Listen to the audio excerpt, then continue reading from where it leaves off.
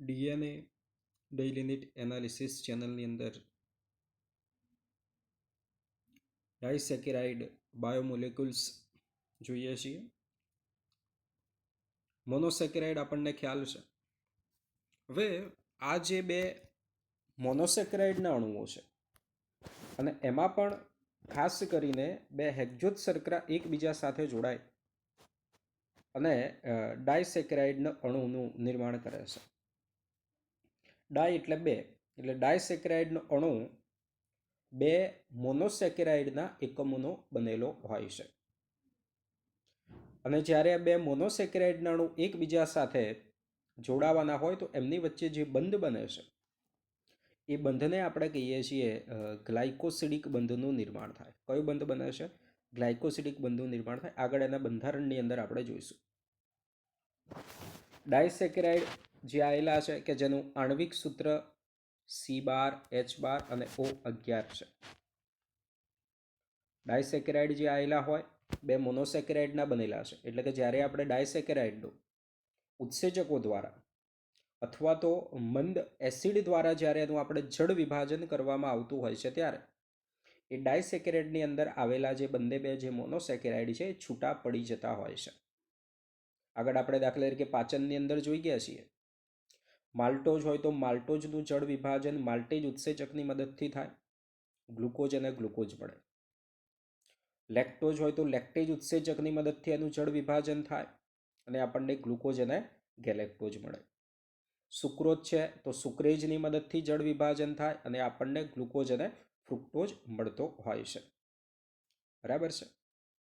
હવે ડાયસેકેરાઇડના આપણે એના જે ગુણધર્મો એની જે પણ લાક્ષણિકતાઓ કહીએ તો સ્વાદે ગળ્યા છે, પાણીની અંદર દ્રાવ્ય છે, સ્ફટિકમય પ્રકારનું એ બંધારણ ધરાવે છે અને અહીંયા આપણને આપ્યું કે કોષરસ સ્તરની અંદરથી એ પસાર થઈ શકવાના નથી, તો આપણે એને એ સરળ અણુની અંદર આપણે એને રૂપાંતરિત કરવામાં આવે છે. આગળ આપણે જે રીતે વાત કરી કે મંદ એસિડ અથવા તો ઉત્સેચકની આપણે સારવાર આપવામાં આવે તો એ જે બનેલા છે એ આપણને છૂટા પડતા હોય છે. એટલે ટૂંકમાં ડાયસેકેરાઇડનું આપણે જળ વિભાજન કરીશું તો એની અંદરથી આપણને બે મોનોસેકેરાઇડના અણુનું નિર્માણ એ આપણને મળતા હોય છે. અહીંયા આપણે માલ્ટોઝ, સુક્રોઝ અને લેક્ટોઝ કે જે આપણે ડાયસેકેરાઇડના ઉદાહરણ જોવાના છે એ કઈ રીતે બને છે એ આપણે અહીંયા આગળની સ્લાઇડની અંદર જોઈએ. તો અહીંયા આપણે જોઈ શકીએ છીએ કે અહીંયા જુઓ એક જે ગ્લુકોઝ છે માલ્ટોઝ, આ એક ગ્લુકોઝ છે, આ બીજો ગ્લુકોઝ છે. આ બંને જે ગ્લુકોઝ આવેલા છે એ બંને ગ્લુકોઝ એકબીજા સાથે અહીંયા જોડાય છે. બરાબર. અને અહીંયા આ એક ગ્લુકોઝના આ પહેલા નંબરનો કાર્બન છે અને બીજા ગ્લુકોઝના ચોથા નંબરનો કાર્બન છે. અહીંયા આપણને ખ્યાલ છે અહીંયા એચ નીચે કોણ આવેલું હોય? OH આવેલું હોય. એ જ રીતે અહીંયા એચ અને નીચે કોણ આવેલું હોય? OH આવેલું હોય. એની અંદરથી પાણીનો અણુ H2 અહીંયા શું થઈ જાય છે? દૂર થઈ જાય અને એક આ ઓક્સિજન અહીંયા વધ્યો છે.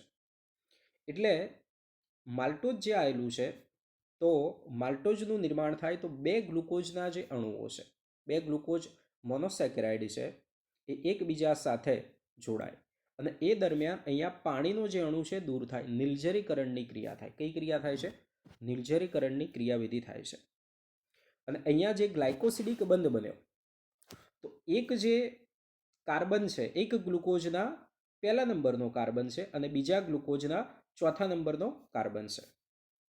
બીજું, અહીંયા જે પણ આપણે ગઈકાલે આલ્ફા અને બીટાની વાત કરી હતી તો અહીંયા જે પણ ગ્લુકોઝ છે એ ગ્લુકોઝ અહીંયા આલ્ફા ગ્લુકોઝ છે. બંને બાજુ જે ગ્લુકોઝ છે એ કયા છે? આલ્ફા. એટલે આ જે ગ્લાયકોસિડિક બંધ છે બન્યો એ ગ્લાયકોસિડિક બંધને આપણે આલ્ફા 1,4 ગ્લાયકોસિડિક બંધ કહીએ છીએ. અને આપણે શું કહીએ છીએ? આલ્ફા 1,4 ગ્લાયકોસિડિક બંધ તરીકે આપણે એને ઓળખવામાં આવે છે. માલ્ટોઝની આપણે વાત કરીએ તો બીજી આના સિવાય જવ જે આવેલા હોય છે એની અંદર આ માલ્ટ નામનો પદાર્થ એની અંદર હાજર હોય છે. માલ્ટોઝને આપણે બીજું માલ્ટ શર્કરા તરીકે પણ આપણે એને ઓળખવામાં આવે છે. રંગવિહીન છે, સ્વાયાકાર અને સ્ફટિકમય પદાર્થ છે. અને માલ્ટોઝ આ માલ્ટોજ જે આવેલું છે તો આપણે એનું પાચન ઉત્સેચક જળ વિભાજન કરવું હોય તો આપણને ખ્યાલ છે કયો ઉત્સેચક આવશે, માલ્ટેજ. એટલે માલ્ટેજ વડે આપણે માલ્ટોજનું જળ વિભાજન કરીશું તો પાછા આપણને ગ્લુકોઝ અને ગ્લુકોઝ 2 આપણને અહીંયા પ્રાપ્ત થતા હોય છે. બરાબર છે.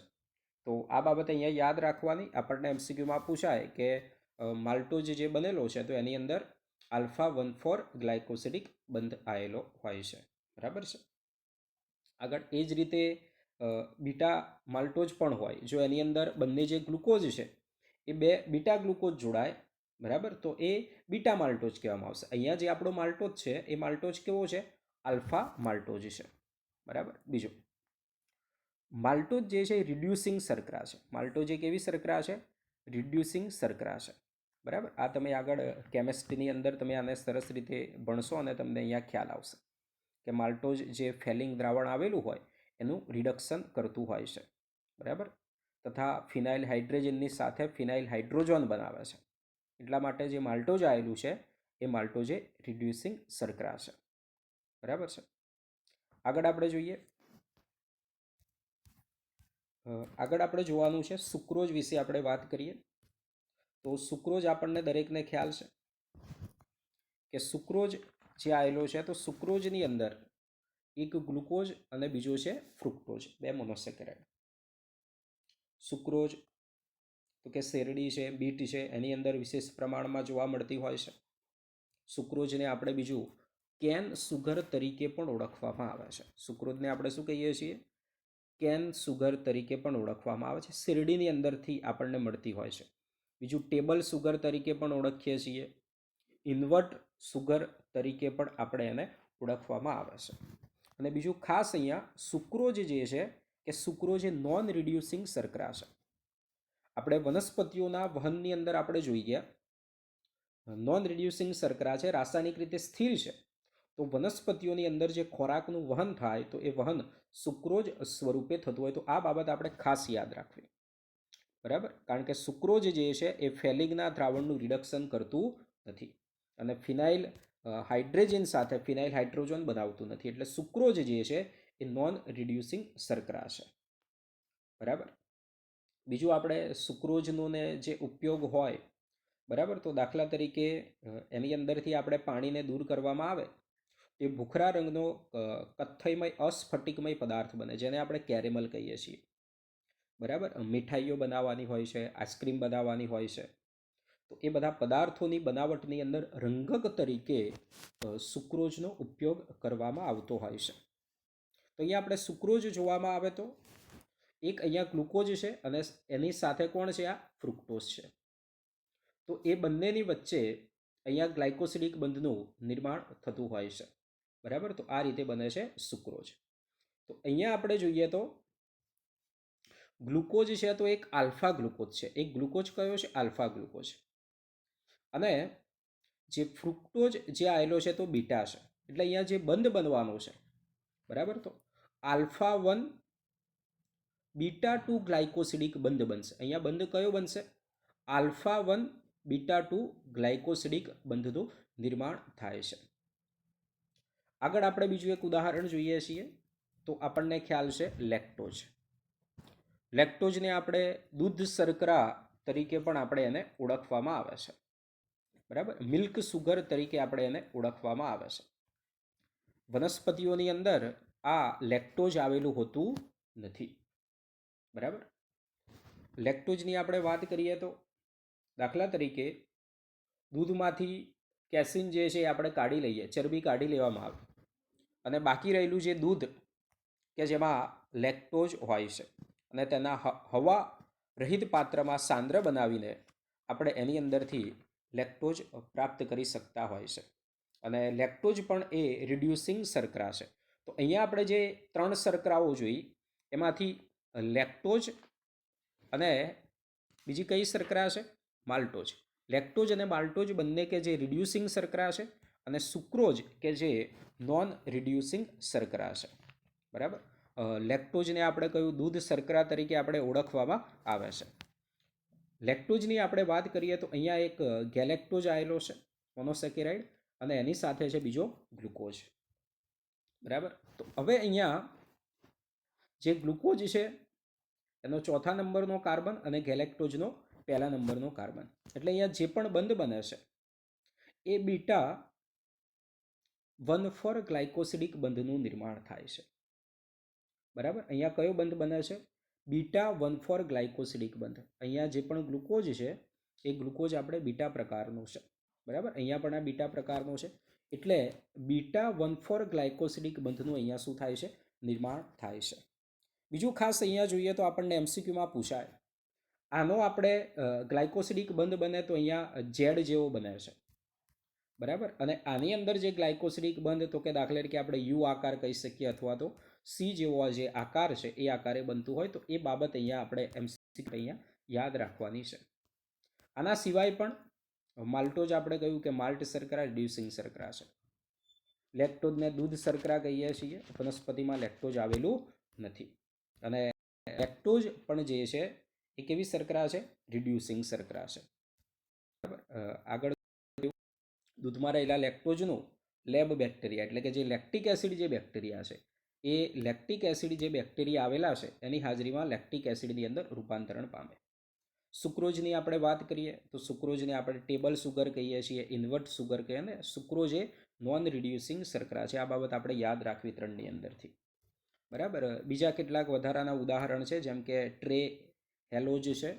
બરાબર, એની અંદર આલ્ફા ગ્લુકોઝ અને બીજો આલ્ફા ગ્લુકોઝ, પરંતુ આલ્ફા 1,4 ગ્લાયકોસિડિક બંધથી જોડાય. કીટકની અંદર આપણને જે હિમોલિમ્ફ જોવા મળતું હોય તો હિમોલિમ્ફની અંદર હોય છે. બીજું છે સેલોબાયો છે. આપણે આગળ પોલિસેકેરાઇડ જોઈશું તો એ પોલિસેકેરાઇડની અંદર આપણે જોઈશું કે જે સેલ્યુલોઝનું નિર્માણ થાય તો સેલ્યુલોઝની અંદર ઘણા બધા બીટા જે ગ્લુકોઝ છે એકબીજા સાથે જોડાય અને એ નિર્માણ કરે છે આખી જે શૃંખલા અને બનાવે છે સેલ્યુલોઝ. તો અહીંયા સેલ્યુલોઝનું આંશિક પાચન થાય અને એમાંથી જે ડાયસેકેરાઇડનું નિર્માણ થાય તો આપણે એને કહીએ સેલોબાયોસ, કે એમાં બીટા ગ્લુકોઝ અને બીટા ગ્લુકોઝ આવેલા હોય, બીટા 1,4 ગ્લાયકોસિડિક બંધથી જોડાયેલા હોય છે. બરાબર, બીજા મોનોસેકેરાઇડ કયા? ડાયસેકેરાઇડ 2 કયું અને કેટલાક ઓલિગોસેકેરાઇડ છે.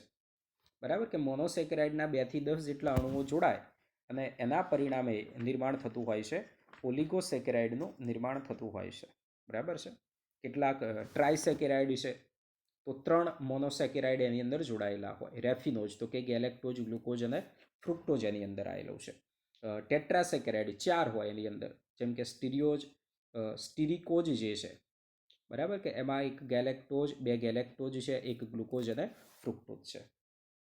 આપણે અહીંયા ડાયસેકેરાઇડ જે છે એ જોયું. તો ડાયસેકેરાઇડ દરેક મિત્રોને અહીંયા સરસ મજાનો ખ્યાલ આવી ગયો હશે. હવે ડાઉટ આની અંદર રહેશે નહીં તમારે. બરાબર, હવે ચેનલને વધુમાં વધુ સબસ્ક્રાઈબ કરો, શેર કરો.